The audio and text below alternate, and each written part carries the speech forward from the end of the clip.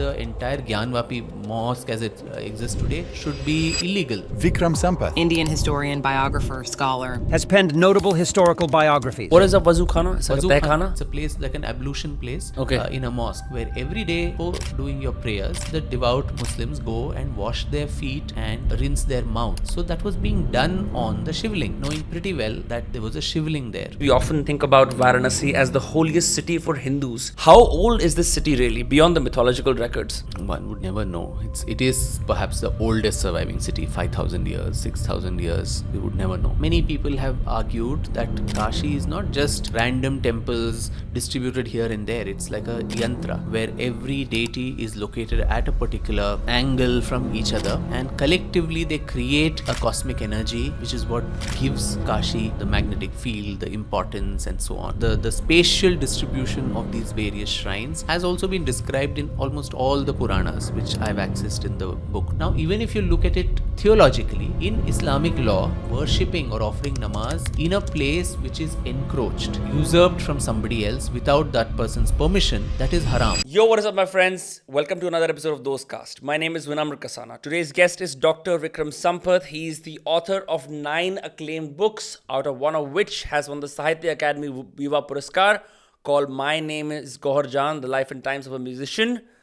That has also been adapted as a play by Lilette Dubé. He was also one of the writers in residence at the Rashtrapati Bhavan in 2015. His list of achievements, his talents, and the number of things he studied for a living and beyond are numerous, so I will skip those. He's also the curator of Earth Fest. I will instead go to the heart of the matter, which is today's book, Waiting for Shiva, Unearthing the Truth of Kashi's Gyanvapi.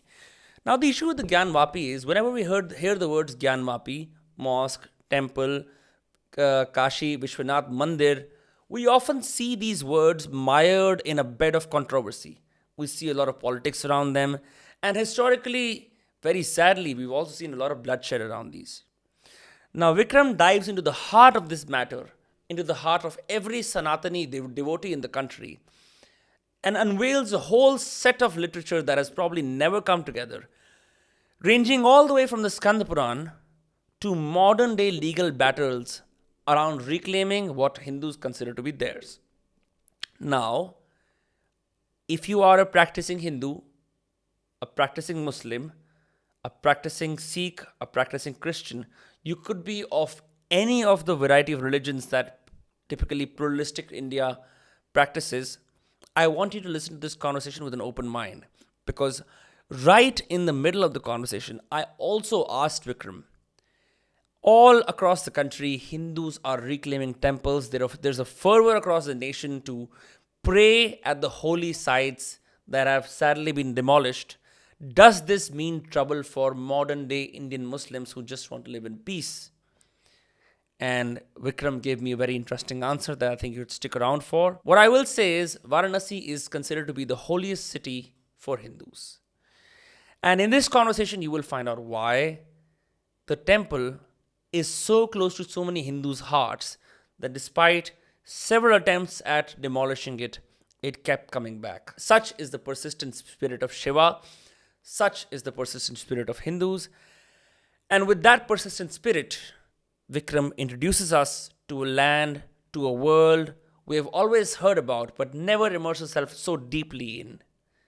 The conversation with Vikram Sampath begins in 3, 2, 1. Thank you so much, Vikram, for gracing my studio and the long, arduous journey you took from the airport to come here. Obviously, you're a man of many, many, many colors, and you have had such an illustrious journey, writing 9 books, and so on and so forth. Of course, I'm going to read out your bio before, we're just going to list it out extensively, but I'm going to save you the displeasure of having to listen to all of it. I'm going to start with something perhaps more elemental.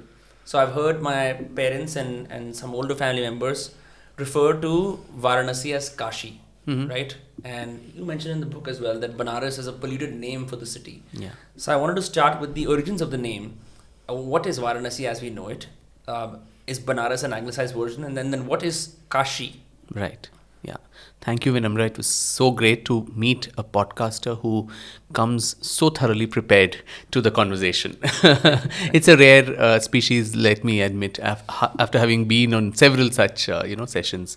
So that's a great way to start off with, and I think I explain in this book too, Waiting for Shiva, about the origins of the word Kashi. Kashi itself meant in Sanskrit means illuminous, something that is effulgent and glowing, and some people also think that it comes from the tall grass which grows there, kasha, the grass. Some say it's named after one of the kings who ruled in the place. The Kushans? Yeah, no, not the Kushans. There was a king with a similar name. So multiple, etymological derivations of the word Kashi. But in the Puranic times, Kashi was the kingdom among the Shodash Janapadas, the 16 republics that we had, Mahajanapadas, Koshala, Magadha. In that, Kashi was a very important kingdom, and it slowly started losing the importance that it had, political importance at least. The other name, Varanasi, is interesting because there are two rivers there, or streams or tributaries. One is the Varana river, and the other is the Asi. Asi is where you have the Asi Ghat also now. The Asi is also called the Shushka Nadi, or the river that dried up. So Varanasi is cradled in between these two streams, and that's why Varana and Asi, Varanasi. That's how it became. And Varanasi was the capital of the kingdom of Kashi. So though now they are, interchangeably used, but Kashi was a larger, kingdom which had that name.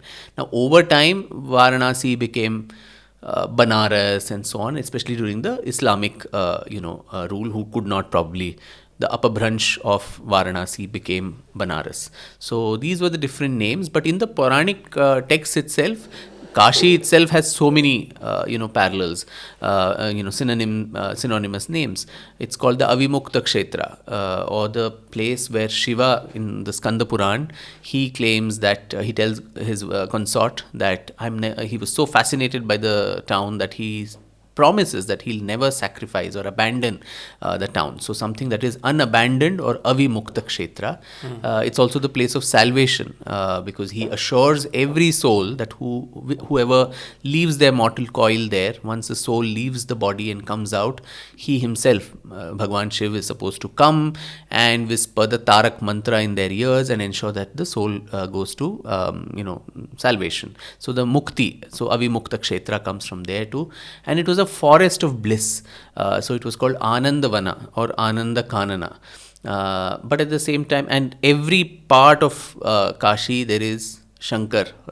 There's a popular Hindi proverb, it says Kankad Kankad mein Shankar.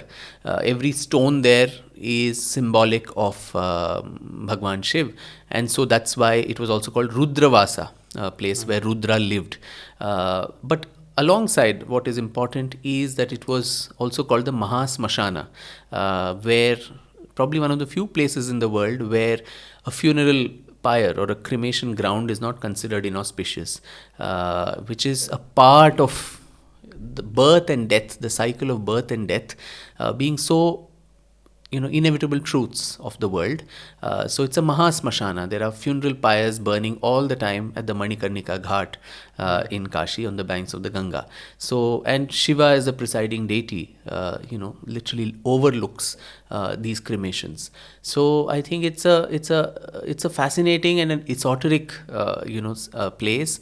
And structurally, many people have argued that Kashi is not just random temples distributed here and there. It's like a yantra where every deity is located at a particular, angle from each other, and collectively they create a cosmic energy, which is what gives Kashi its, the magnetic field, the importance, and so on.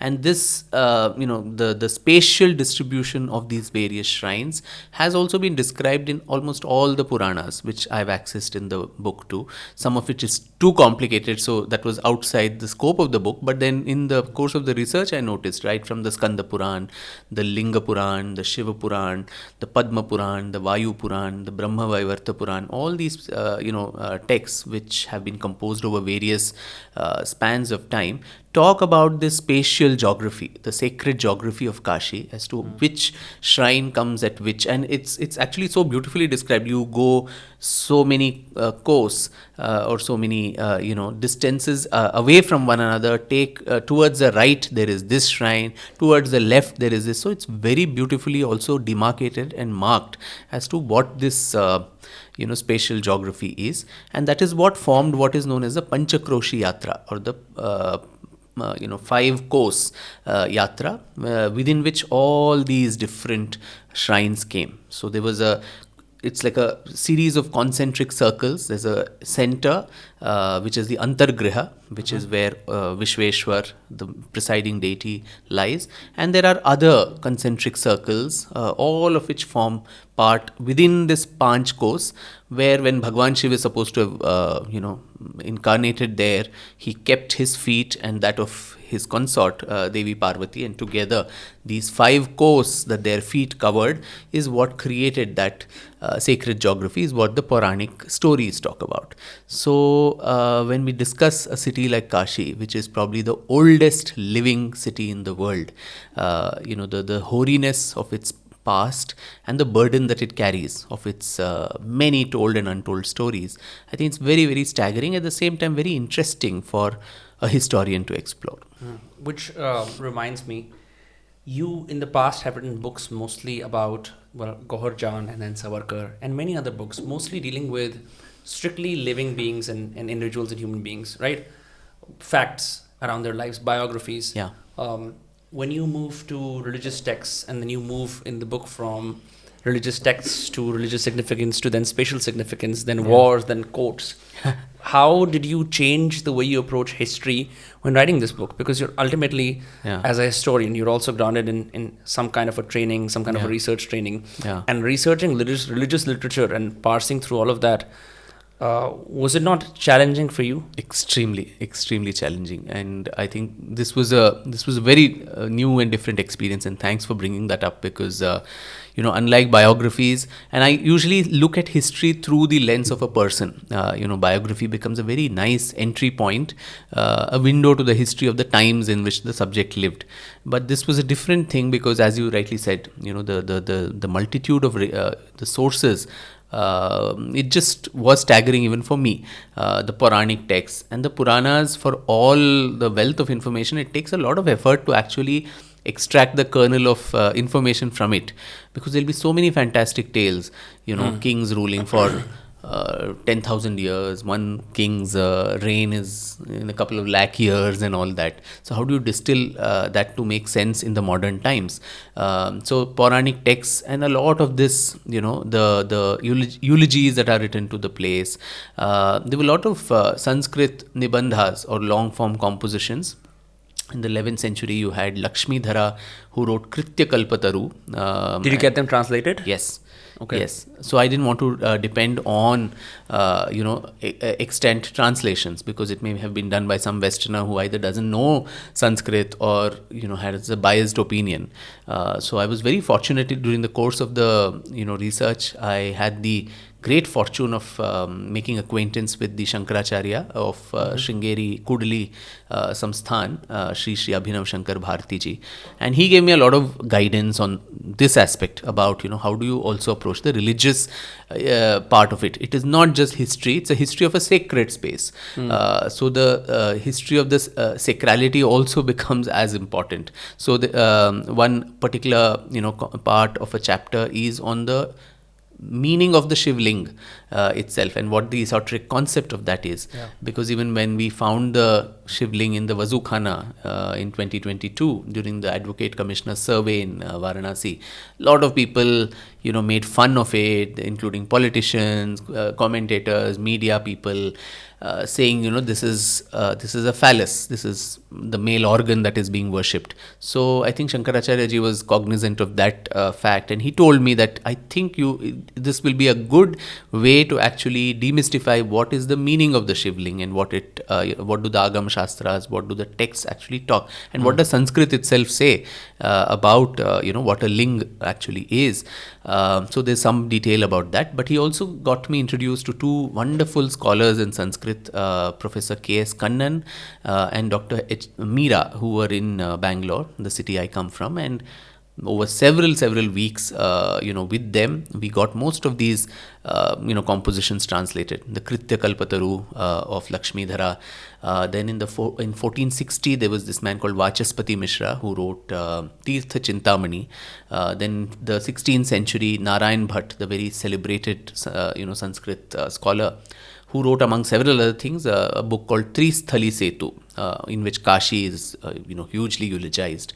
And Mitra Mishra in the 16th, 17th centuries, who wrote Tirtha Prakasha. So a lot of these compositions in Sanskrit. Then Marathi as well.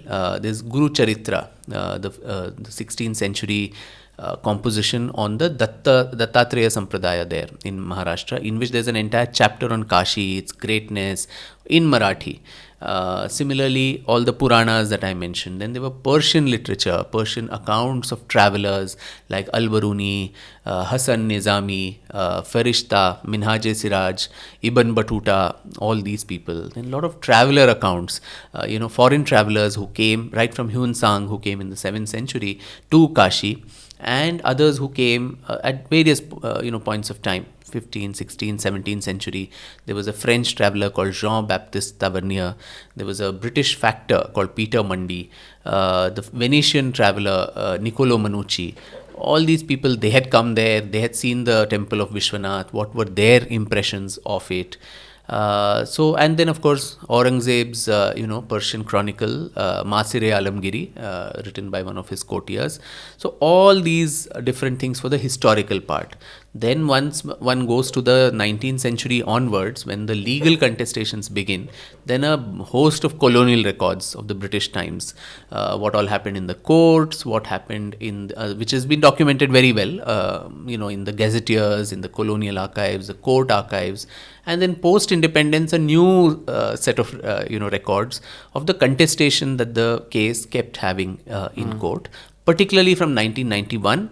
And another case which is just filed now in 2021, which the senior advocate Hari Shankar Jain ji and Vishnu Shankar Jain, they are fighting. So with their accounts of the latest case. So it was literally, this is the gamut of the work play to actually try to piece together and make some sense even for myself, and at the same time attempt it for the reader. So I should see how that. It's an experiment even for me, and I hope it works for both me and the reader. Wow, that is a lot of ground to cover all at once. I have so many directions I want to take from here. I do also want to mention that the book is actually 220 pages, something long, and the rest of it is epilogue and the ASI survey, yes, and extensive drawings, architecture, meter by meter observations. There is a whole lot of architecture in this book. That is what I noticed. Yeah. Before we get into that, I think I still want to stick to Kashi and talk about something that I have an image that I got from the book, which talked about how one of the British or foreign historians that you mentioned said that while, just a sec, where is it? He mentioned that while the other cities were still blooming, Kashi had already sort of become historically important. Correct. So just to draw the historical context, how old is this city really beyond the mythological records? One would never know. It is perhaps the oldest surviving city, 5,000 years, 6,000 years. We would never know. And in common parlance, we often think about Varanasi as the holiest city for Hindus. Yeah. What is that based on? So, as I said, I think this is one place where you're assured of liberation. And the Hindu preponderance, or all the Indic faiths for that matter, moksha, nirvana, that has been the goal, so to say, even whether it's Buddhism or Jainism. Salvation is a quintessential part or goal and objective of the human life. Here, this is a place where the Lord himself is assuring you that if you're going to die here, salvation is guaranteed. Modi ki guarantee hai. So, you're getting it for sure.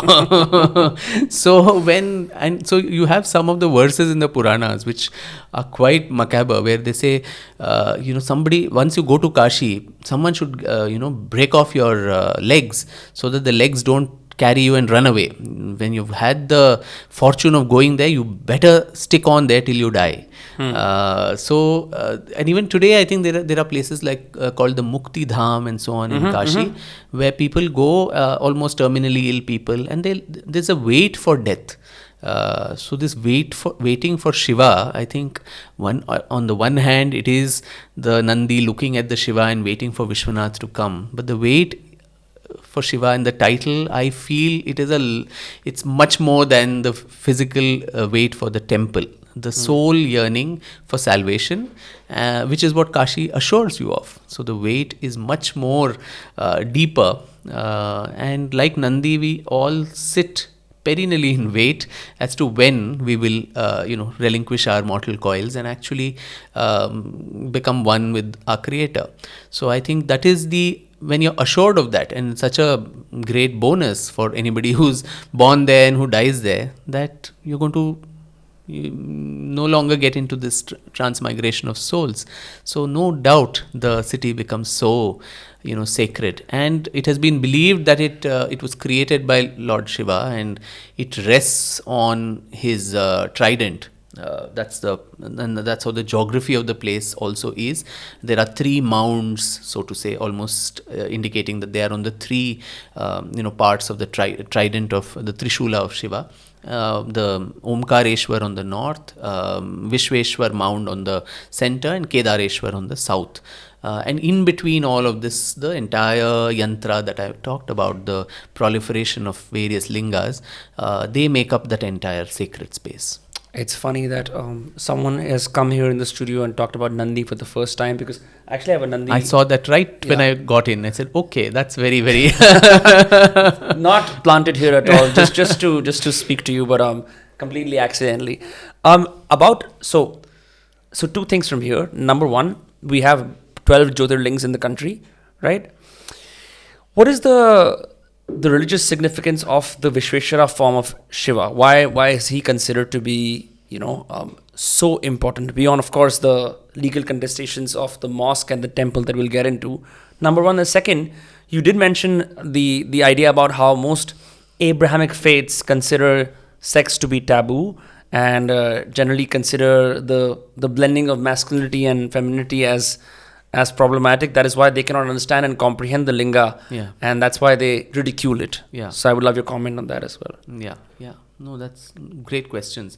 So I think it's not that Vishweshwar is the greatest Jyotirling or anything of that sort. I think all the Jyotirlingas are equally important, but since it comes from a place like this where salvation is assured, it has a certain immense reverence and devotion in the minds of the devout Hindus. Now, there also in the book I do talk about, was it always Vishweshwar? Were there other lingas too, which were as important? In fact, Shiva himself mentions in the Skanda Puran, and I quote him, so to say, to say that there are 14 lingas which are very important, and these form a lingatmak swarup, or a physical form like a human body. So there's one linga representing the head, one representing the eyes, the ears, every part of the body, and in that the two right hands of this Purush that Shiva draws out are Vishweshwar and Avimukteshwar. So these are the 2 more important lingas. Now, Avimukteshwar, over a period of time, and in a city like this which has seen series of iconoclastic waves, it is very obvious and probable that some lingas lose their significance, or some shrines lose their significance. There is transposition and translocation of existing shrines, and something else starts occupying more importance. So it is quite possible that at some point maybe Avimukteshwar was more important than Vishweshwar at some point, maybe before the 10th century or 11th century, though both have been spoken of as the 2 right hands, but there are verses which says the whole world worships Vishweshwar, but Vishweshwar worships Avimukteshwar as his guru, so he's considered the senior of the 2 lingas. So there are various such this ones, but I think now Avimukteshwar has been relegated to the background, at least for close to 1,000 years now. right from the 13th century, around 1200 or so. Once Qutbuddin Aibak, in his first iconoclastic wave in 1194, destroyed all the temples, I think from then on, while Vishweshwar kept resurfacing, Avimukteshwar's importance slowly started receding. So much so that the 1460 text that I spoke to you about by this man, Vachaspati Mishra, he makes a equivalence of the two, saying Vishweshwar itself is Avimukteshwar and the two are the same. And so even the grand temple is built again by Narayan Bhatt in 1560. There is no place at all for Avimukteshwar initially. In that grand temple, Vishweshwar is the centerpiece. It's only that Mitra Mishra in the Tirtha Rahasya, he pulls out this other, verse which I just said, that these two were the right hands and he is the guru and so on. And in his text, he says, no, they're actually two separate lingas, and he seems to be the more senior and the more revered in some distant past. And so thereafter, a small portion of that temple space is apportioned to Avimukteshwar also. But 1000 years is a long enough time, and so for 1000 years, Vishweshwar has been such an important shrine for the devout. And every time it was destroyed, and as I said, there were several iconoclastic waves. 1194, there was Qutbuddin Aibak, who first demolished, all the temples, close to 1000 temples in Kashi.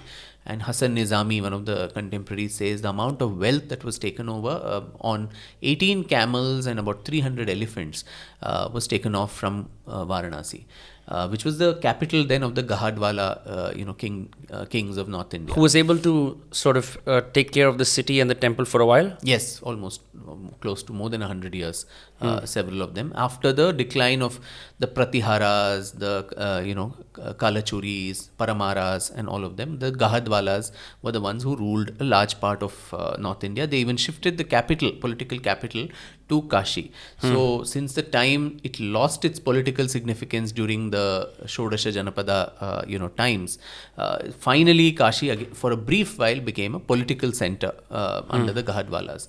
So, this shifting of shrines and importances, that is something that is, as I said, very probable in a series like this. So 1194, Qutbuddin Aibak destroyed it, and then 1236 to 1240 you had Razia Sultan. In just 4 years that she ruled, she still managed to find the time to go and build a mosque there, which is still there as the Razia Masjid there. And some people say that is the site of the original Vishweshwar temple. And so there is also another temple very close to the Razia Mosque today, which is called the Adi Vishweshwar temple. And so some believe that Adi, or the first, means that is the original site. But the distance between that temple and the Gyanvapi Mosque that we see today is hardly about 100 yards or so. It's just across the street. So it's not so far from each other. And so 1236 you had that, but by then you had the Vishweshwar temple coming back in circulation.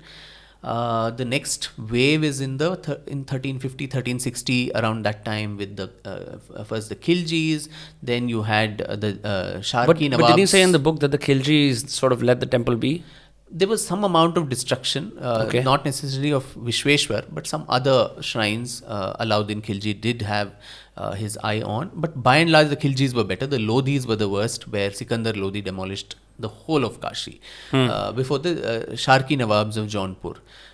And the final axe was, of course, Aurangzeb's in 1669. So, but despite all of this, I think what was interesting, what is so fascinating in the history of Kashi is Vishwanath kept resurfacing every time. He became a symbol of dogged resistance, never say die, and that was also the spirit of the people. It may have been a smaller, less ostentatious shrine, but it kept coming and closer to the original shrine, to show that you may destroy the original site, but we'll come up with didn't you also mention in the book that when the shrine was completely demolished, once power was wrested from Shah Jahan and Dara Shikoh, who were sort of semi-sympathetic to the Hindu cause. And when it went to Aurangzeb, he had one of his courtiers, speak forcibly poetically about the demolition of his temple.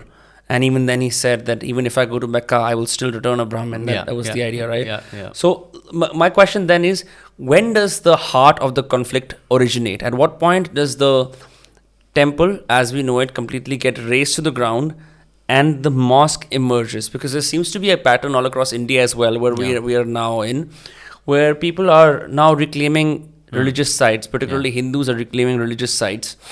And we can get into the locational significance later on. But when does the mosque come up and the temple go down? Yeah. So before that, I think your earlier question I left unanswered about the the male and the female. Yes, the phallus. So this whole concept that it is a phallus and so on. So what the Shankaracharya actually explained to me and made me try to understand was that the word linga in Sanskrit doesn't necessarily mean, one of the several meanings of it is an organ, the sexual organ, but then other linga itself means a signifier. Lingyate iti lingam, anything that signifies something is a linga. Or pulling, striling, we often say that. Yeah, it is a signifier of the gender. So similarly, the Shivling, when you say that this particular symbol is a signifier of Shiva, it doesn't necessarily mean it's his phallus that people are worshipping. So, when in South India you have names like Ramalingam and all of that, right? So he is a signifier. He embodies Rama. Not necessarily that he is the ling of Rama. Yeah. It's not like that. But this is such a widely used myth all across India and the world. Exactly, and that is the problem, Vinamra, that those, when we do not understand Sanskrit or any of the classical Indic languages, it could be Prakrit, Pali, Sen Tamil and all of that, and then try to access our texts. These could be spiritual scriptures, or it could be historical texts. In Sanskrit, every word has some 10 meanings depending on the context. So one really needs to have a scholar of Sanskrit working with a modern historian whose, I think, window to the past is just some 250 years, all that we have with this language that we are conversing in. With English, there's just that much of our own past that we have access to. And translations, most often lost in translation, because not necessarily out of malice, but out of ignorance of the language too. As a simple example like this linga, which could also mean this, but also mean something else. So in the book, I also quote, various texts from the Mahabharata to the Manusmriti, to where the same word linga actually means multiple things in different contexts. And none of them actually refer to the sexual organ. So those who say phallus worship, some of the missionaries who wrote, they also spoke about Shiva worship being for fertility and so on. But I mention in the book that when we go and worship in a Shiva temple, that is not in our mind. Never. Women are not going there to bear children. One of these, Peter Mandi or Tavernier, who came there, he says, maybe that is why most of the women who go there, who are childless, they go and pray to get children, and maybe because he's the phallus, that is why they get children. This is also a very common myth. I've also read this as India, the land of phallus worshippers and snake charmers and all of that, right? Yeah. So which is not going on in our minds when we go to a Kashi Vishwanath or any other Shivling and do our in fact, there are demigods for childbirth Yes. in small cities and rural villages, right? Yes. That don't have the same significance that Shiva does. Correct. Where people go for those purposes. Correct. Yeah. So even in the linga, there are different Puranas have various meanings. So it says the Shivling itself is supposed to be, one interpretation of it is three. There are dimensions that don't come to my mind readily now. Some amount of it is signifies Brahma. Some part of it signifies Vishnu, and the topmost part is what represents Shiva. And the Brahma part is the one which is underneath that. The argha that is there, Okay. the round oval seat. The interpretation is that it is both, the yoni or the womb of the Devi is the argha, and the Shivling represents the man. Yeah, there's a famous story, right, that you mentioned Yes. about in the book. Yes, Yeah. yes. And so this is like a 3D, presentation of a 2D image of an Ardhanarishwar, where there's yin and yang in all of us, and our goal is to always get a balance of it. And each of us, a man has a feminine aspect, a woman has a masculine aspect. And in the Shankaracharya told me that even in wedding rituals, the idea is that the mantras that are chanted tell the bride and the bridegroom that we will try to complete each other that way. That I will get a little bit of the feminine of you, and you as the bride get the masculine part. So the Indic vision has always been that these two should live in harmony, and there should be a yin-yang balance. And so that's what we see in the Ardhanarishwar, half Shiva, half Parvati. And that in a 3D format is the Shivlinga, where the base is the feminine, and the structure above is the masculine. So there are just so many interpretations, and unless one gets into it, and if you look at it in a very gross, crass, very superficial way, then I think it becomes very problematic. So of course I must preface all this that this is completely outside the scope of my specialization as a historian. But as I said, this has been a new experience for me to delve into you can't explain sacred history without understanding the objects, which you're talking, the sacrality of. And as you mentioned, in the Abrahamic religions, there's been no other religion other than those in India where there's even a concept of a female, divine feminine. So the very concept that God is a he who's sitting in some, high skies, all the time revengeful, all the time saying, are you praying to me? If you're not, then I'm going to punish you. Here it's not so. There's both man and woman, and some say Adi Shakti, she's more powerful than the male gods that we have in the pantheon. So for them, the conceptualization itself, that this doesn't necessarily mean the vulgarity of sex. And secondly, sex itself was not considered vulgar in the Indian imagination as it was in the Islamic or the Victorian era. So due to all these reasons, I think our understanding of what Shivlinga is, what Linga means, what is, even if there are sexual connotations, by that is not a bad thing at all. It's very much a part of, it's the most important part of life, and the reason for the generation of new life. And just as cremation and funerals are a part of life, this is also a very important part of life, which need not be shunned or looked down upon as something inferior, something vulgar, right? Something that must be repressed and hidden away. Correct. Yeah. Sex and even alternative sexualities, everything. I think the broad embrace of acceptance in the Indian context, and it's so sad that we in India then don't today, hark back to traditions and say even alternative sexualities are something that are deviant and unnatural, whereas everything is kosher when it comes to the Indian imagination in the past. That's true. And now we move to the heart of the conflict, because what remains still contested is the land where the Vishwanath temple is, and right next to it is the Gyanvapi Mosque, which is still standing, right, as we know it. Now, I had a few questions. Number one, what is Gyanvapi? Isn't that like a Hindu sounding name or an Indic name, Gyanvapi? And then second, at what point does the mosque temple as we know it get raised down to the ground, and the first mosque emerges, or the first inklings of a mosque emerge? So Gyanvapi, I mean, just the word Gyanvapi Masjid is such an oxymoron in itself.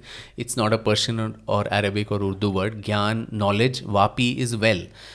So the Puranic story is there was someone called Ishana who worshipped Shiva, and Shiva then with his own Trishul he creates this well, and he says, I am going to exist here in my form here is going to be in the liquefied version, and it is of knowledge.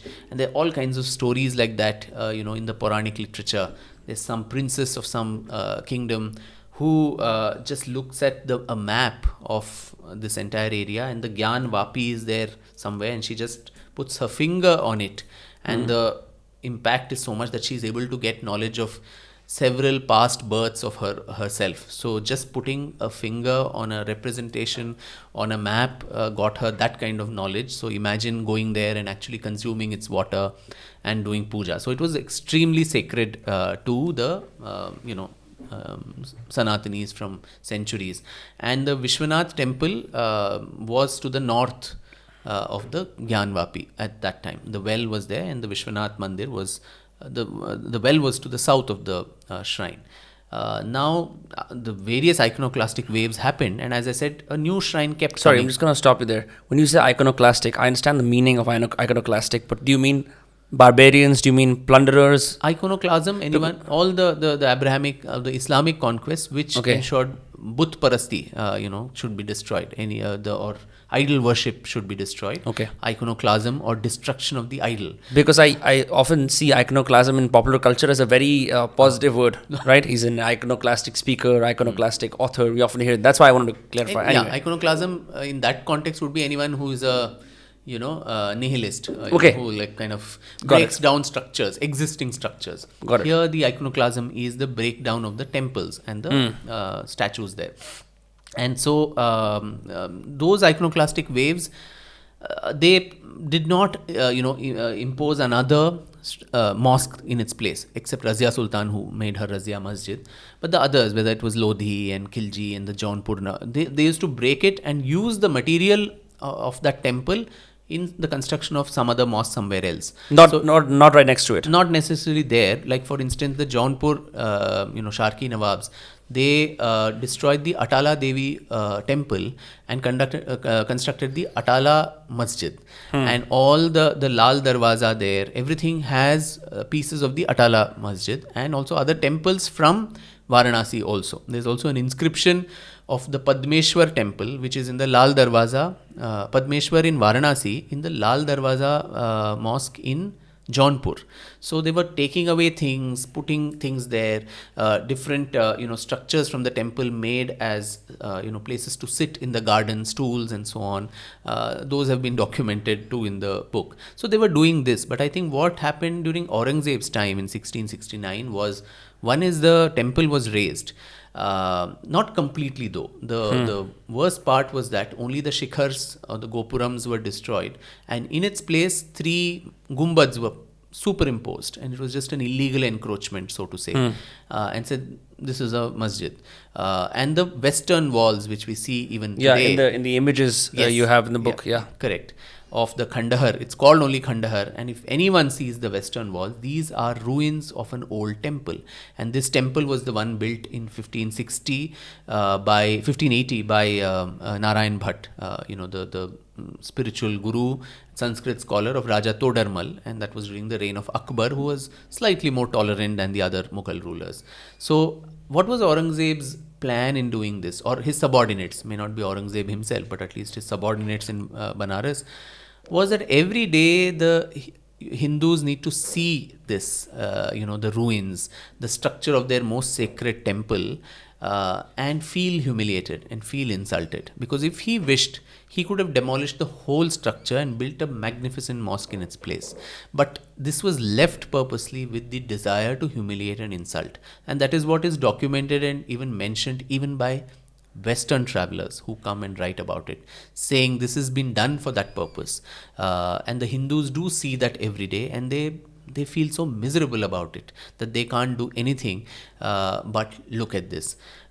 So this contestation therefore was never gone. The Hindus never gave up on that place ever.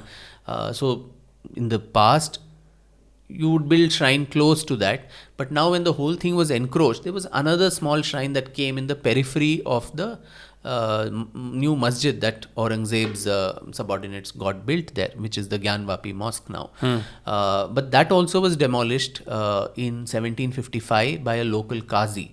And then it was in 1780 that Maharani Ahilyabai Holkar of Indore, she got this shrine which we currently worship, built there. Very unostentatious, so that it doesn't catch much attention. But slowly, with British rule establishing, there was no threat so much. And then that started expanding itself. Maharaja Ranjit Singh got the shikhars plated with gold and all of that.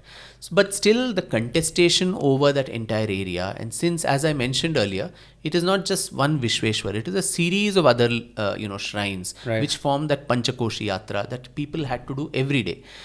You take a dip in the Ganga, then go there. There's one Tarakeshwar, then Gangeshwar, someone else, Gauri Shankar. Then you go to the Nandi there. Then climb down the thing. Then there's that Vyas Ji ka Tehkhana, which just got opened now recently. And do worship there. So this is part of a daily Nitya Karma puja for all the devout, which was prescribed by the Shastras and Puranas. So people were continuing to do that. So even till 1993, Despite the obstructions and the mosque in the way. yeah. So there is a very touching advice that Narayan Bhatt in the Tristali Setu he gives to all the devout. He tells people that even if the Shivling is not there, because of the oppressive rule of the Dushta Mlechhadi Rajas, or the evil Muslim rulers, that place has been imbued with so much divinity because the Lord was consecrated there. So when you do the Pran Pratishtha, as happened in Ayodhya or in any temple, it is not just you get a doll and keep it as a statue and then start worshipping it. Through some mantras and through some rituals, there is prana imbued into it. It is a living deity. So you go to a temple that is like going to someone's house. I have come to your house and I'm having your darshan here. I come at your convenience and I take permission and enter. And you rule this house and your rules work here. As a guest who comes here, I may have a lot of respect for you, but I still need to abide by your rules because you own this house. Similarly, the temple is owned by the deity who is consecrated there through Pran Pratishtha. And that entire, periphery is imbued with that deity's power and spiritual field, or so to say. That's the belief. Now we see this routinely, right? Even during Ganpati, Ganesh Chaturthi or Durga Puja in Calcutta, for a limited number of days, 14 days, 10 days, the deity is again, Pran Pratishtha is done. Then there is a Visarjan that is done, Vidhivat Visarjan, and it is immersed in the water, and that is when the deity leaves. You formally invite someone, do an Avahan, and you also do a Visarjan to let them go, and then you say come back again. But if you break the deity's head off or something like what these people kept doing, that did not have a closure to that space, right? So the deity is believed to be there irrespective of whether it is in the physical form or not, in the idol form or not.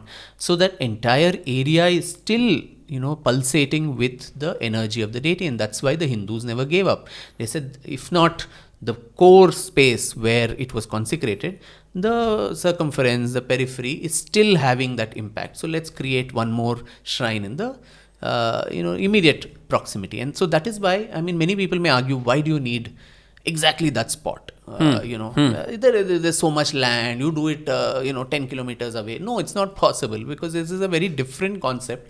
Theologically, a temple and a mosque are very different. So temple has this characteristic of having a Pran Pratisthit Murti, whereas a mosque is a place for community gathering to offer prayers. Now that can be done anywhere. It's not necessarily it has to be done exactly at that spot. And for that very reason, even in Islamic countries, Saudi Arabia and others, routinely mosques get displaced from one place to the other to accommodate very mundane things like laying a railway line or widening a road. Because it's not something that is so sacrosanct. See, our Indic thought, we feel the mosque is also such a sacred, place where, you have to, like the temple, but it is not so theologically for Muslims, devout Muslims. That's why you can do your namaz anywhere. It's performed in malls, it's performed on roads, it's performed in airport lounges, everywhere, right? So there's no need.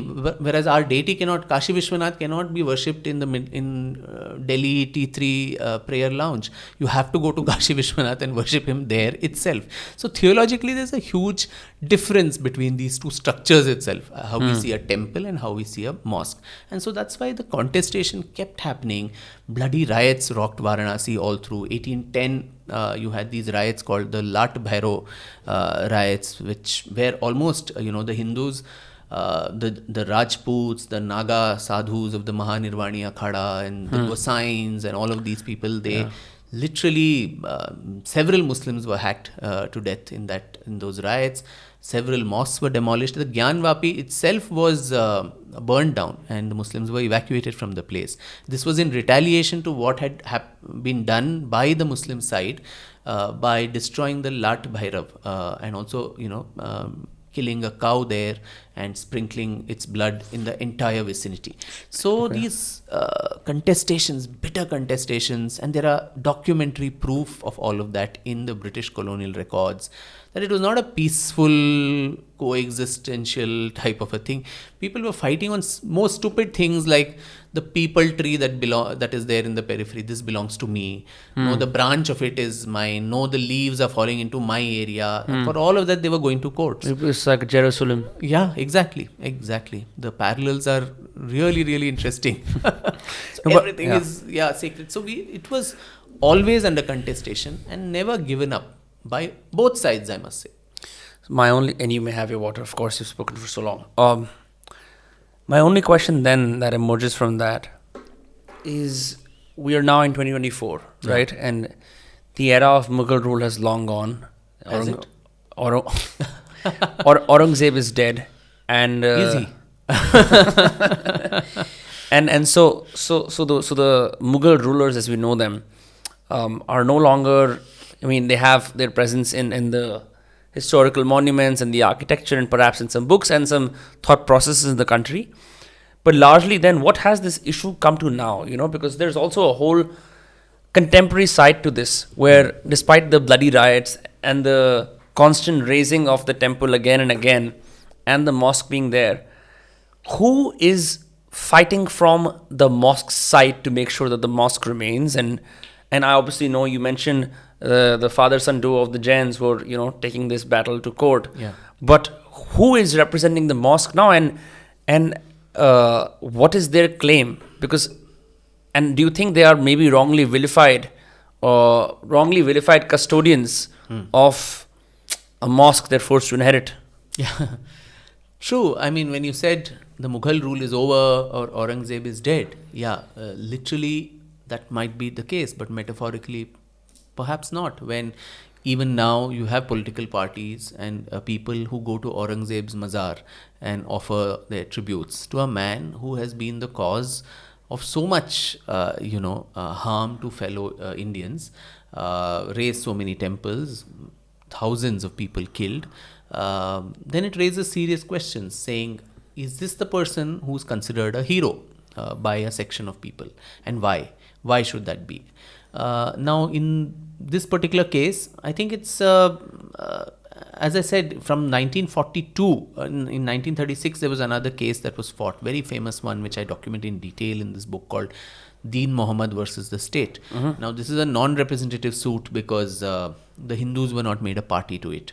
It was only a case between the Muslim side and the British government. And so the findings of that will not be binding on the Hindu community today, but it opens a window to very interesting details of the time.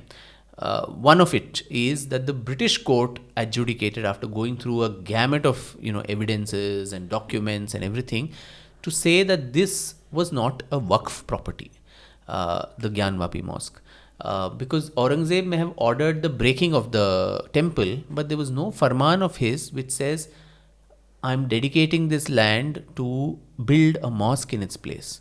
According to the rules of Waqf, a Waqif or a donor, first of all, that land has to belong to me. Now, in that Bunty Bubbly, this thing, I go and sell the Taj Mahal, which doesn't belong to me. That cannot happen. You see, I need to have the property documents and the title deed. So, of course, as the emperor, the entire land belonged to him. But he should have made, or his subordinate should have made, some deed or document saying, this property of mine, I am dedicating to Allah for perpetuity. And that is what is a Waqf. Now, in this case, there is no Waqif, there is no Waqf records, and that's what the British courts held in 1936, 37 and 1942, that this is legally it is not a Waqf property. Now, even if you look at it theologically, in Islamic law, worshipping or offering namaz in a place which is encroached or usurped from somebody else without that person's permission, that is haram, that is not allowed. So theologically also, if one looks at it, the entire Gyanvapi Mosque as it exists today should be illegal structure, not only in the eyes of the law per se, but also in Islamic law. But then still, it's a property issue. The second is it becomes a matter of ego, saying, giving this up will, lead me to lose something, and it's a loss for my religion, which kind of doesn't let people let go of things which they know are blatantly wrong. Now, in the case of Ayodhya, constantly the demand was, where is the evidence? Show us the evidence, and so on.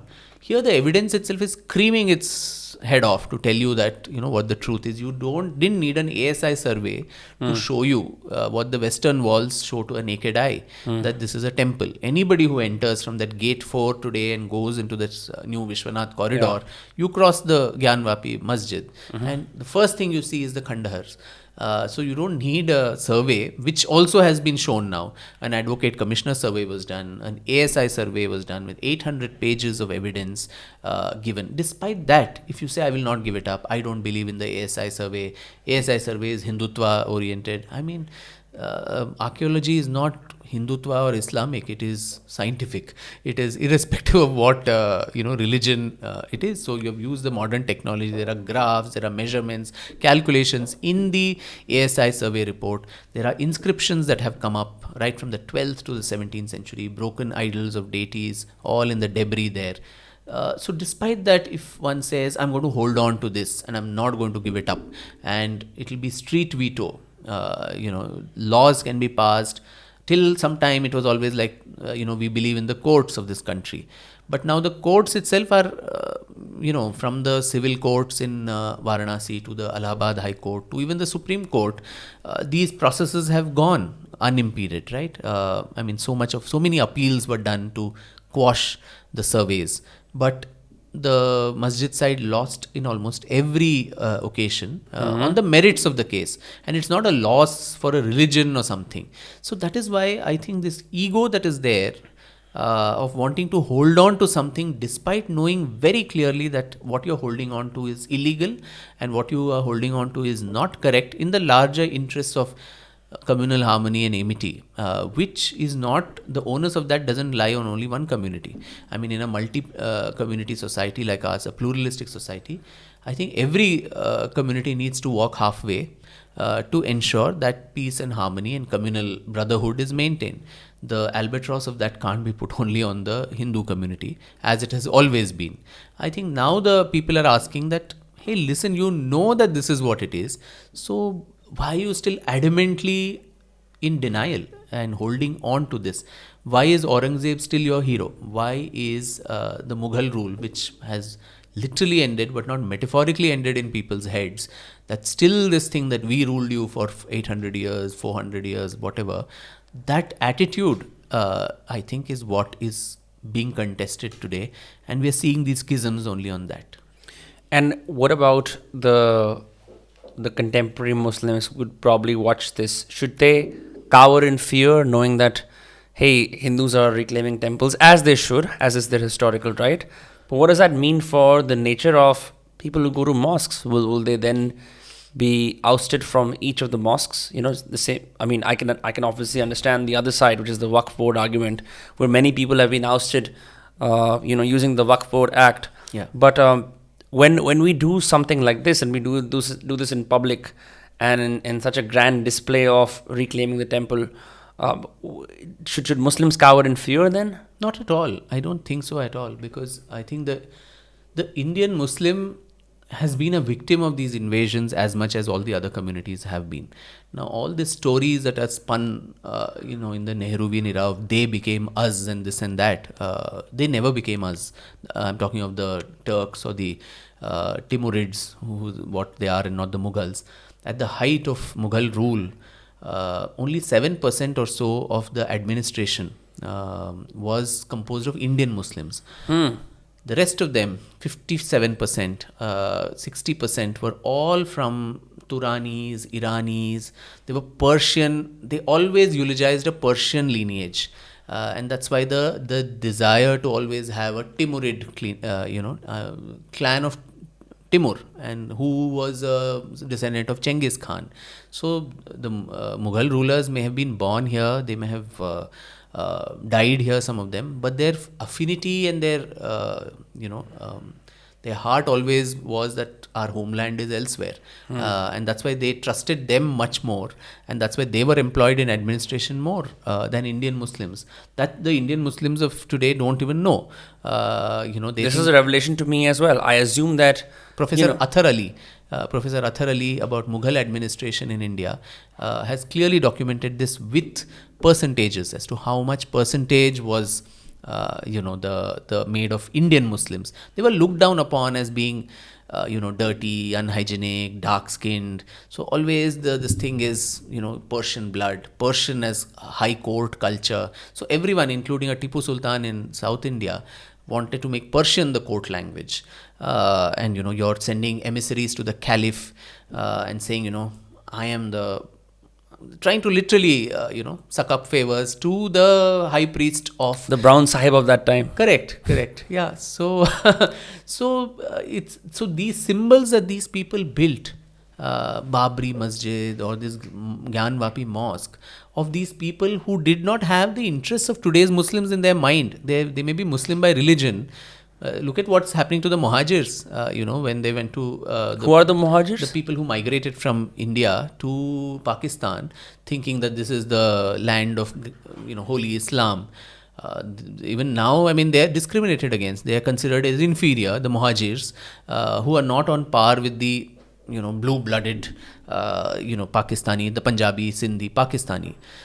So even in Pakistan history textbooks, they always like to claim their lineage to Muhammad Ghazni and Ghori and all these people, the Persian, high. And they're not associated with them otherwise? They are not. The common masses are not. It's only a bunch of marauders who came. Babur was beaten black and blue and sent away from Samarkand, and then he comes here and establishes this clan, which is called actually the Timurid clan. It's not even the Mughal Empire, which became later, the Mughals, as it is called. So why should the Muslims of India associate themselves with these people? It's a simple analogy I'd give. The Christians of India do not associate themselves with the East India Company. We can openly talk about the atrocities of the British. We talk about how Churchill created, 3 million, 8 million, how many ever, 3 million, I think, who died in the Bengal famine. That time, it never crosses our mind that the Christians of India will get hurt if we talk about this, because Churchill was a Christian. We don't talk about whoever, all the different governor generals, right from Warren Hastings to Cornwallis to anybody else. We don't think of it that way. Or the 1857 uprising, which was crushed by the British. While talking about that, we are very cool about it. There are, intellectuals, politicians, including the likes of Dr. Shashi Tharoor, who argue so forcefully for reparations. People are asking for, give us the Kohinoor back. And he says, reparations does not necessarily mean monetary reparations, because how much can they've siphoned off so much. They're already a pretty cash-starved country right now anyway. Yeah, that of course. But reparations just means an acknowledgement sometimes an apology, saying, sorry, this happened, Jallianwala Bagh happened, or something else happened somewhere else. So reparations could mean that moral reparations that you owe. Now, in this case, why is there no reparation for anybody? Those people are not there. The Mughals don't exist anymore. So their structures need not be appropriated and venerated and worshipped by Indians, Muslims or Hindus or any other community. But this is also not really a conversation about, as we go around finding out where each idol has a Pran Pratishtha, and incidentally there is a mosque nearby, which for example was not built by a Persian Muslim, was just built in the near times. Would they also then not be under the same radar and then be forced to move out?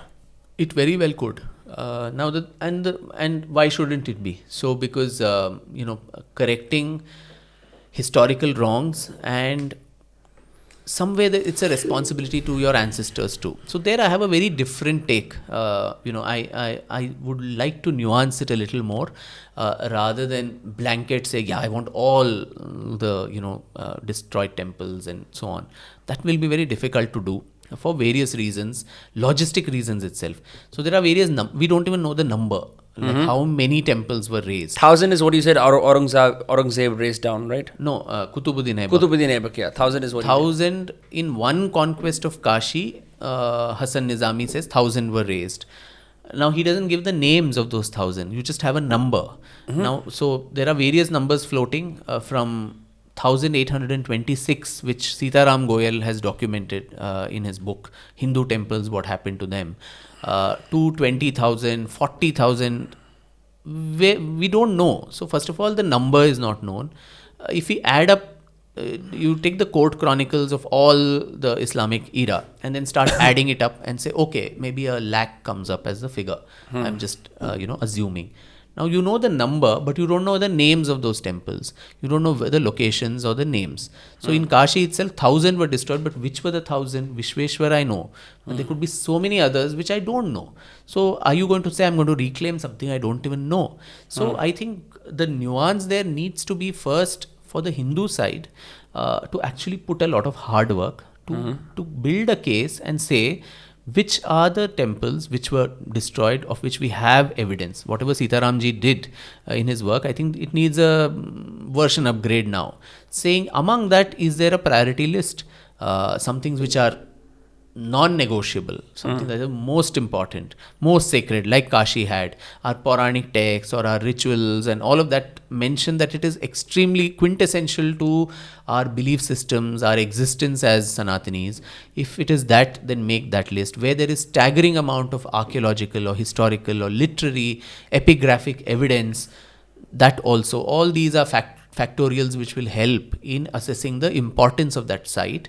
And then make a long list, which could be any number. I don't know right now. And I'm not a subscriber of this belief that give us these 3 and we will keep quiet for the rest. I mean, why should anybody keep quiet? And if there is staggering evidence somewhere else, and mind you, these 3 only belong to Uttar Pradesh. So it's a very, dare I say, a North Indian kind of a project, which is centering around one state. What if there is some temple in Kerala or Telangana or Assam or Rajasthan, which people in and around this area don't know about, right? And what is, if that is extremely sacred for the people there?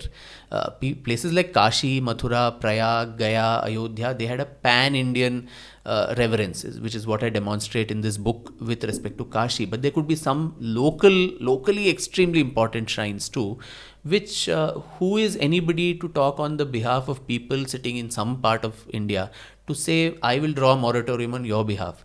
If somebody has come and broken down your grandfather's house, and you today, through legal means, through property documents, want to approach the court and say, I want my grandfather's property back, I am not here to say, Vinamra, you are debarred from asking it, because I have said, my house I will reclaim, but I will not allow you to reclaim your house.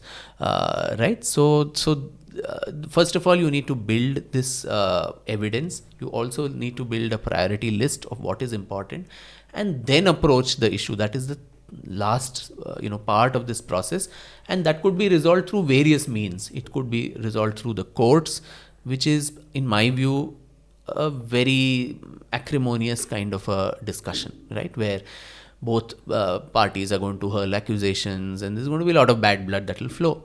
There could be an out of court nice settlement where people say, as I said, I mean, this Ayodhya dispute, what was the final dispute? That they give up the Muslim side gives up the entire space, and 5 acres or whatever is given in another place to build the mosque.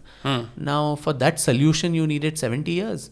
And so many riots and so many people losing their lives and properties and everything. This could have been very easily spoken about in discussion. As I said, world over, reclamation of places is something that is very commonplace. You've seen that in Spain.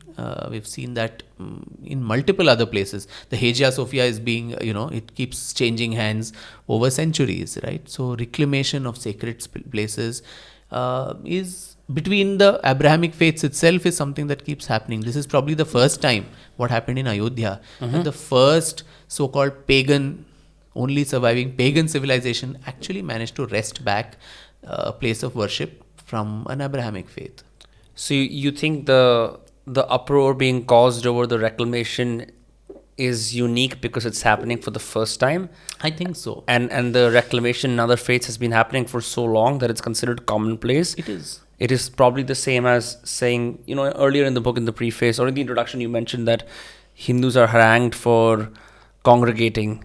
Yeah. Like we are considered that Non-congregational. for being non-congregational. I would love for you to sort of expand on that a bit more. I mean, you had several people saying, even during the Ayodhya Pran Pratishtha, saying, oh, it's so vulgar that people have to assemble in one place. We are a very non-congregational, faith. I mean, where does that stem from? I mean... Kumbh Mela? Exactly. That's what I mentioned. Kumbh Yeah. Mela. From Kumbh Mela in Prayag to the Mahamagam in Kumbakonam to the Tirth Yatras that our ancestors undertook. We also do Chhat Puja in Chhat Bihar. Puja in Bihar. Yeah. In every part. So there is the Char Dham Yatra, the Jyotirling Yatra, the Shakti Peeth Yatra. All the yatras that people in the south, you have the 108 Divya Deshams in Tamil Nadu of the Vaishnavite shrines. So every panth, Shaiva, Vaishnava, Shakta, or whatever, they all have their own, pilgrim circuits. And the Varkari panth in Pandharpur, you have the entire, Vitthal, they're singing and going for miles on end, the Kavad Yatra. So everything, I mean, it's a combination in Hinduism of the internal going into yourself and all of that, and also an external manifestation of that faith in a community coming together. So for people to just say that we are a disaggregated, we are a non-congregational sect, it's such a ahistorical and such a juvenile thing to say without having any understanding of this land or its culture. So there are people who do that, whose expertise either in history or culture or religion is sadly very limited.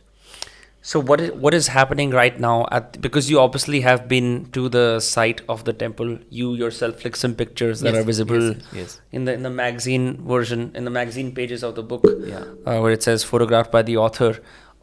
Simply put, like, what has your experience been like going there? Because you also, photographed inside the mosque as well. Yeah. So currently, do you perhaps sense any discord amongst the two communities while you visited there as a pilgrim and as a researcher? I didn't get access inside the mosque, so that was given to me by the trust and the government sources, because it's completely fenced, and now after the Advocate Commissioner survey, it's further barricaded and so on. Why is that? To prevent rioting? Yeah. So till 1993, I mean, what sort of a mosque also this would be, where its cellar and in its basement or cellar there is Hindu worship. On its walls there is a Shringar Gauri, of which every day people are doing a circumambulation or pradakshina of the mosque and worshipping. Inside the mosque or outside the mosque? Outside the mosque on its walls. Okay. You mean the same Kandahar walls? The Kandahar walls, which has the Shringar Gauri, and that is the case which has reopened now in 2021, where 5 women who are represented by the Jains, Hari Shankar Jain ji and Vishnu Shankar Jain, say that this is a fundamental right which has been encroached upon in 1993 by the Mulayam Singh Yadav government. Till then, people were going there and worshipping every day. So, I mean, Islamic faith which says, all this is kufr and this should not be worshipped, in its own periphery, on the walls of this building, this is going on even now. So, how does it matter if the entire place is shifted a little to some other space and this whole area is reclaimed for what means a lot to the Hindus, but it is nothing so super special for the Muslims, right? It is not some the birthplace of the Holy Prophet or anything like that. It is just yet another building. And as I said, even in Muslim countries, when mosque can be shifted from place to place, in the larger interests of brotherhood, I think a little bit of give and take from both sides should be possible. But it's not being possible because, of course, politics enters into it, religious community leaders who egg on and say, no, no, no, let's not give up. It becomes a matter of ego. I will not give. Let's see, we'll contest. And we see even the Mahabharat war was fought for that reason, where when Krishna tried to negotiate between the two cousins, Duryodhan says, not even an inch of a needle land I'm going to give you back. And that leads to a bloody war. So hopefully that doesn't recur now, where, saner sense will prevail on both communities and people who are trying to negotiate in the middle, that, a riotous situation or discord doesn't happen. And with give and take, things can be settled. So right now, the official legal status of this is that the cases have been resolved. There are no cases on either sides, or No, are there the cases still pending? The cases are pending. Despite the ASI survey in 2022? 2024 January the report came out. Okay. But it's still sub judice, the matter, so we can't be prejudicing it by Of talking course. about what the outcome could be, should be, and so on. That's for the learned judges and their discretion to come up with, and at various levels. So now the 1991 suit, which was actually filed on behalf of Adi Vishweshwar, because The god himself. the god himself. He's the Because plaintiff in that, right? he is the plaintiff. And in all our cases, so even the Ayodhya, the plaintiff was Ram Lalla Virajman. He was the plaintiff. Is that legally allowed to do that? It is, because as I said, it's a living entity, Pran Pratishtha person. No, but have you made a special amendment to allow for Yes. gods to Yes. be plaintiffs in cases? Yeah. Because it's considered a legal entity. A deity is a living person, and a deity is always considered to be a minor, and so he or she cannot contest it himself or herself. Wow. So there is a next friend. The term that is next friend of the minor is the lawyer who files the case, or the plaintiff who comes in his place. Is this unique to India? I guess so. I don't think anywhere else you'll have gods as minors and, and have their next friends come and fight for you in court. So the 91 case where Vishweshwar filed the case was that, this entire space belongs to me, and so my devotees should be allowed to worship here. And that case got stuck in courts for 22, 23 years. Stay order. Then you had the Places of Worship Act, and so it said it was time barred, all kinds of obstacles. But now, just in December 2023, I think the Allahabad High Court passed an order saying that suit, the 91 suit, needs to be fast tracked, and within 6 months, the civil court in Varanasi should adjudicate it, which means by June 24, that has to be settled. Now, the other case, the 2021 case, which the Jains are fighting on behalf of the women to worship Shringar Gauri, is another issue where they want to go and worship first the outer walls and all that, which part of it was achieved now with the opening of the cellar, the Vyas Ji ka Tehkhana, which was also asked for. So that is one totally separate case, but it was this case, the 2021 case, which led to the Advocate Commissioner survey, where a physical inspection was done of the entire premises, including the mosque. Because, mind you, nobody could enter that place and see what it was. And so I document in detail what happened then, how the survey committee was prevented from entering, and it was a lot of resistance that had to be that was to even show the committee the Wazu Khana. And once the Wazu Khana was, the water came down in the levels, you had the Shivling come up out of it, the structure which visibly... And this is documented in the book. Yes, in detail. And what happened, the acrimony that, it resulted then. So there was... The people who were doing that very well knew that there was something here to hide. And they were trying to prevent the committee from going and approaching the Wazu Khana. And finally, when that Shivling came, also all these fantastic stories that no, it is a fountain, and so on, that was spread. Now, anybody who knows basic, physics and so on knows that how will this fountain work, and what is a fountain doing in a Wazu Khana, first of all. And what is a Wazu Khana? It's like a Tehkhana? It's a place like an ablution place, in a mosque, where every day before doing your prayers, the devout Muslims go and wash their feet and rinse their mouth. So that was being done on the Shivling, and knowing pretty well that there was a Shivling there. if people, before going and offering your prayers, knowingly, at least the committee, the administration, maybe the common people did not know, or may not have known, but at least the administration somewhere seemed to have known that there was this structure there. And did it exactly look like a typical Shivling? Or Of did course, it, yeah. of course. With the top of it drilled with a nozzle, just to make it appear like a fountain. But where are the structure? What is the suction, pipes or the tubes which will ensure that the water comes out as a fountain? And there was no water coming out of it? No. But right now, that entire place was sealed by the Supreme Court. So a survey, it was just a physical survey, but an ASI survey or an isotope dating or anything that could be done to actually do the technologically look at the structure itself, or an X-ray, spectrometer to see what is the structure inside that, the Shivling type of structure in the Wazukhana. That has not been done as yet because the Supreme Court had sealed it. And I think the Jains have filed a petition now to say, let's do an ASI survey even on that Wazukhana. So that will give further information, if it is allowed by the honorable courts, that what exactly is the structure, how old is it, and what is the basis for the claims that it is a fountain.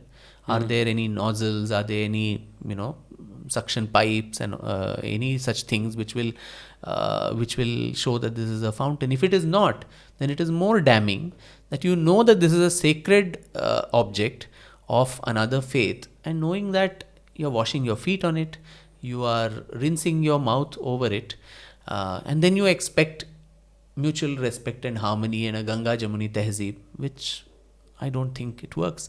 No relationship, even in friendship or a romantic relationship, can be a one-way street. It has to be two-way. So I think that is what this case will ensure, that it comes out to the fore, that for the longest time only one side has been bearing that albatross of harmony, secularism and all of that. So let another side also show that big-heartedness and say that, okay, this is not this Gyanvapi Masjid, the very name being an oxymoron, is not something so important to us, so we'll give it away to you. In return, I'll get a bigger place where I'll build a better masjid, more ornate, more spacious, much more modern and sophisticated than the one that is there now. So what is the harm in that? I just have one question. Obviously in the starting of the book you mentioned that you met the Jains and they showed you the maps and the historical cases they've been fighting.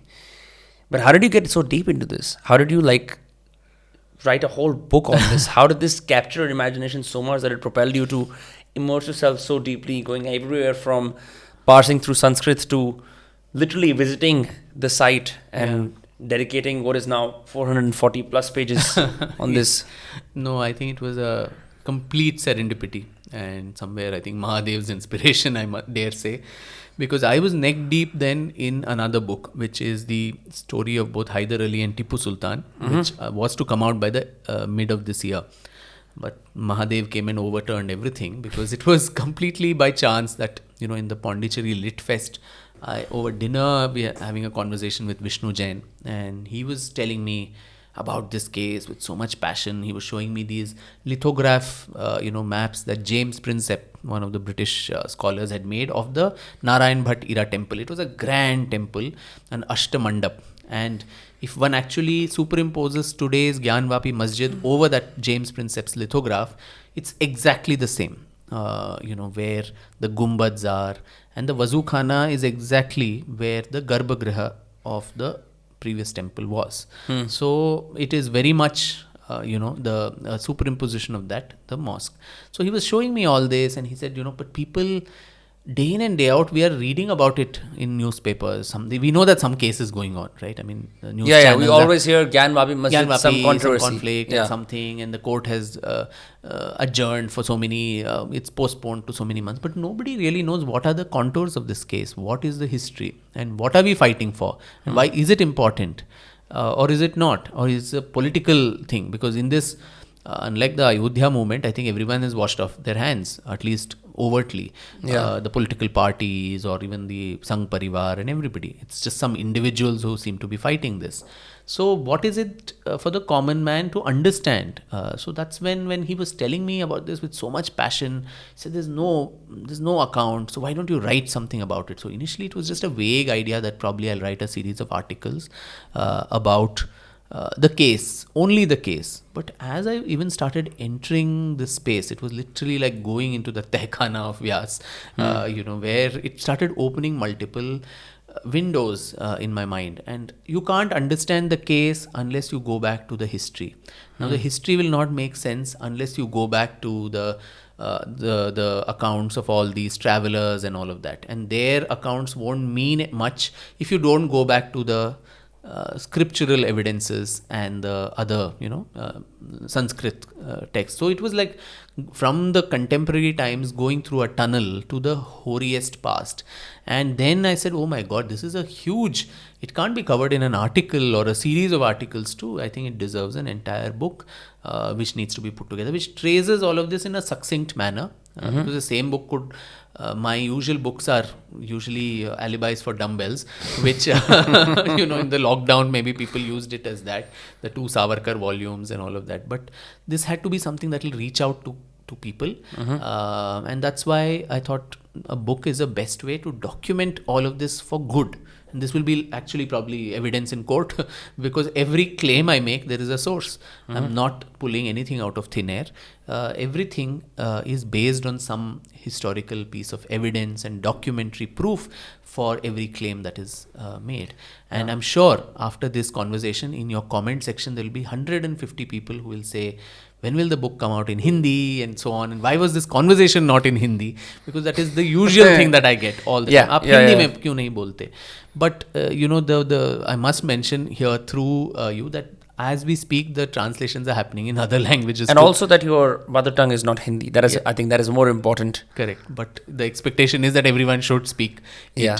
But the book is going to come out in Hindi, Marathi in April, and in South Indian languages too, Kannada and Telugu and all that in a couple of months, maybe by May or June, because it's very difficult. Of course, AI is there now, which can help you translate I in don't seconds. know how you're going to write the more technical mathematical parts in those languages. That's going to be a challenge. God bless the translators. Yeah, no, because like I remember like when I was reading the last few parts, I really had to stop and read every line because it's got these like meter by meter, pillar by pillar, like har cheez ka hisab hai. It was I think you really went in too deep. Yeah. So I think what people would also like to see is, because most people, if they're browsing through a book at the airport, if they see one of these thick pages that are separate, that are not off-white, they have a tendency to look up. But these have clear depictions of the Khandar walls and all the other, several other lingas which are important, including Adi, Vishweshwar, and so that's what I also did. Despite reading the entire book, I did first come here to see what I was gonna, because it's always better to see the pictorial. to see what the entire issue is about, because one can often talk about history for many things, but I think we're still in a very visual culture. So beyond this, what would you like this book to achieve? Would you like this to be a central issue in the minds of Hindus, or do you feel like this is something they should just know as is their right? See, I think it opens a window to scholarship on all these sites, because that's not necessarily to be seen as something that is revisionist, something that is anti somebody else. It's not anti anybody, and to even make claims to reclaim something. To that analogy I drew of you wanting to get back your grandfather's house. First, you need to know about your grandfather and his house. Then you can go and fight for it, or even have a desire for it, if not actually take action. And that need not always be in animosity to somebody else. It's a lot of it is knowledge about it, which itself we I think somewhere seem to lack. So I hope this becomes also a template to put together similar documents about other sites one wishes to reclaim. Make the case foolproof, make it scholarly, which is how the Hindu side did in the Ayodhya case. It was the VHP document on the temple side was extremely foolproof, which had lot of evidences from multiple sources, and that was one of the reasons why it eventually went through the hustings, and of course the ASI survey report there too, which showed what all were there in the substructures after the excavations were done. So I think that is what I would want people to imbibe from this. That why is it even important? Why? Because there is this tendency, particularly among the Hindus, that वो क्या फर्क पड़ता है? What is the big deal? We have so many temples. We will yet another thing. How does it matter? And Hindus only will argue why for development? Why don't we build a hospital? Why don't we build a school? These things came up even during the Ayodhya time, right? I mean, build a school there. That will lead to more prosperity. Now today, Ayodhya, because of the temple that's come up there, just in 2 months, we've seen the changes that are coming to that little town, which was otherwise decrepit and nobody was even going there. There was no way to access the place. Now there's an airport there with connections to different parts of the country and maybe even outside. And then the spiritual tourism that in just 2 months, I think 50 lakh pilgrims have come there. Now, all of them who come there are not going to squat on the streets, so there'll be hotels, there'll be the tourism industry, there'll be job opportunities, there'll be employment, the hospitality sector will come up, roads will have to start getting built, infrastructure will start coming up. If so many tourists come there, something goes wrong, medical facilities, hospitals have to come up, which the locals will be beneficiaries of. The temple economy, so to say, of people selling things in and around the temple bazaars, all of that is going to get revived. Could all of that be achieved by just building a hospital there or a school? So that is what one needs to understand. This secularized Hindu who thinks that this is... So even if one doesn't go into the faith aspect, even from just a crude economic aspect, only if one looks at it, commercial aspect also, I think it has a lot of value, especially these sites which are so important. Why is it that so many people are thronging Ayodhya now? 50 lakh people in 2 months is not a small number. And, I think it's very soon going to beat the numbers even in Tirupati, which is such a hugely visited place. And you see how the town of Tirupati is. It's a small town, but still so beautifully maintained. Recently came back from Ujjain, and I just want to comment on, I don't think people realize the importance of temple economies. I think they're far more booming and far more robust than, like you said, any school or hospital. Not to say that those things are not important, but just the sheer amount of... It's like an economic oasis in the middle of, because if you go to one big temple city, you will have periphery cities which are semi-prosperous, and then as you go further down the link, they start being less prosperous and then completely ignored. Correct. But the economy that the temples bring is humongous, which is what it always was in our history. So temples were not just sites of religious worship, but all of this, I mean, the economic aspect, the educational aspect, temples as seats of learning, also as centers for, the arts and culture to flourish. And so that is why these were the first and also ones. Treasuries. Which is why the temples were always on the radar. One was, of course, a theological reason that, we do not approve of anyone who doesn't subscribe to our way of worship, and they need to be annihilated. But also the wealth, also the fact that this formed the backbone of the society. And so the best way to get the society under control was to hit at the most important link of that society, which was the temple structure. Slowly, I think that thing is being rejuvenated now, saying people should be aware that it's a debt we owe to our ancestors. Those sites where our ancestors have fought despite all odds, in the heights of oppression. Even in Kashi, I've mentioned how once the Aibaks and the other destructions happen, most of the Sanskrit scholars from there, they migrate away to South India to safer pastures. Then you had a bunch of Maharashtrian Brahmin families, the Shesha, Bhatta, Mauni, Dharmadhikari. They migrate and, facing all odds of persecution, decide to settle down in Varanasi and resurrect learning, resurrect Sanskrit, scholarship. And one can only imagine what were the hardships they must have faced in a completely hostile and inimical environment to actually be able to do this.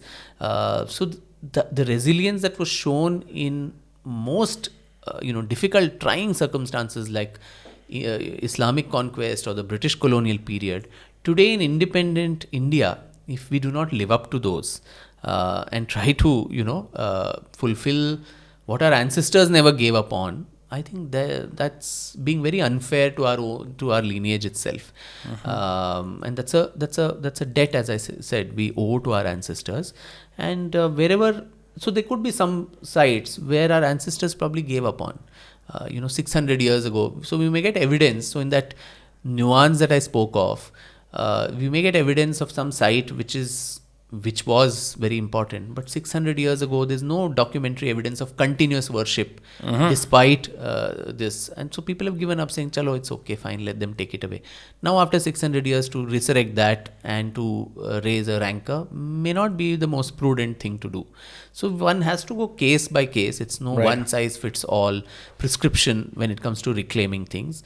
That has to be worked out, I think, very meticulously. And in the larger interest that we are living in contemporary society. We can't keep living in the past, and I'm saying that as a historian, that we can't be fighting battles of the past. Somewhere we need to a Truth and Reconciliation Commission, which happened in South Africa, where you make peace with the past. I keep saying this repeatedly, that we have not made peace with our past. We have tried subterfuge, we have tried whitewashing, we have tried to deny whatever has happened, the genocides, and that's why these schisms and skirmishes keep resurfacing and blowing in our face. I think the time has come, a full and final settlement, once and for all. One side marshals all the evidence, the other side looks it up, the two sides discuss either in court or out of court, settle it once for all, make peace with it, move on. I think the glory, the threshold of glory that India is poised to go to, where economically we are growing so much, the demographic dividend, the technological advances, the military might, we're becoming a power which can't be taken for granted in the the global sphere. At that time, 50 years from now too, I don't want a situation where we are fighting Aurangzeb's wars. It's better that we once and for all, especially when the issue is hot, especially when there is interest to strike it now and be done with it. Ayodhya created that catalytic effect, and Gyanvapi, that's why, has suddenly propelled into a lot of, and I'm sure after this Mathura is going to also come into the picture, and I don't know which all else, and why not? Why shouldn't it come out? And why is that to be seen as hate mongering or divisive or anything? Holding on to something despite knowing that it is a wrong thing that you're doing, that is, I think, divisive. That is hate mongering, not the other way around, where in a peaceful, legal manner, if I cannot reclaim what is justly mine, what use is a democracy and freedom? Understandable. Vikram, thank you so much for your time and for writing this book. I hope that people engage with it, and I hope this conversation has stoked some curiosity in them. Where can people find your work? So it's there everywhere, I think, in all the bookstores. And Amazon, like in general. Amazon. Yeah. And so it's called Waiting for Shiva, Unearthing the Truth of Kashi's Gyanvapi. It's available on Amazon. Where else? I think on all the online portals. Okay. And in bookstores. And it's published by Blue One Inc. And your Twitter handle is? Vikram Sampath. Vikram Sampath. Amazing. Thank you for your time. And thank you, Vinamre. It was so good. I had a blast speaking with you. Likewise. Thank you. Thank you.